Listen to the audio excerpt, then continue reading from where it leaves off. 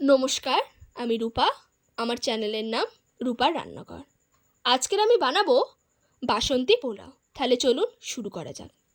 প্রথমে আমি আদাগুলোকে ছোট ছোট করে কেটে ভালো করে শিলনোড়াতে বেটে নেব। আপনারা চাইলে এটা মিক্সিতেও বাটতে পারেন, কিন্তু শিলনোড়ার বাটা জিনিস খুব সুন্দর টেস্ট হয়।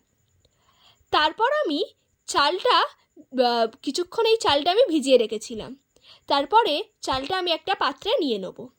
নিয়ে নেওয়ার পর এতে আদা বাটা, হলুদ গুঁড়ো আর ঘি দিয়ে ভালো করে মিশিয়ে নেব।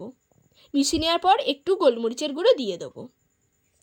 এটাকে আমরা ভালো করে মিশিয়ে নিচ্ছি। এটাকে ভালো করে মিশিয়ে নেওয়ার পর তারপর আমরা নুন, চিনি আর সামান্য ঘি দিয়ে আবার মিক্সড করে নেব। এটা হয়ে যাওয়ার পর গরম কড়াইতে ঘি দিয়ে কাজু কিশমিশটাকে ভালো করে ভেজে নেব। এটা একটু ভাজা ভাজা হয়ে যাওয়ার পর একটি পাত্রে আমরা এটাকে তুলে নেব। এটাকে আমরা তুলে নেওয়ার পর ওই কড়াইতে আবার একটু ঘি দিয়ে দুটো শুকনো লঙ্কা দিলাম, তারপরে দিলাম কাঠদানা এলাচ দিয়ে আবার ওটাকে একটু ভালো করে ঘিটার সঙ্গে মিক্সড করে নিলাম। এটা মিক্সড করে নেওয়ার পর তারপর আমরা মাখিয়ে রাখা ওই গোবিন্দভোগ চালটা কড়াই দিয়ে আবার সেটাকে ভালো করে মিক্সড করে নেব।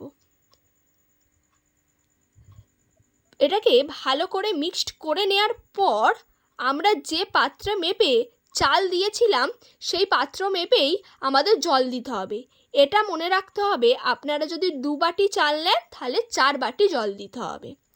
এটা দিয়ে দেওয়ার পর আমরা তাতে ভেজে রাখা কাজু কিশমিশটা দিয়ে কিছুক্ষণ চাপা দিয়ে রেখে দেব।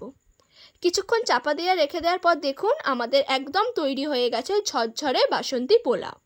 এটা আপনারা আলুর দম, চিকেন, মটন সবার সঙ্গেই খেতে পারেন। যদি ভিডিওটা ভালো লেগে থাকে like, comment, share and subscribe করতে ভুলবেন না।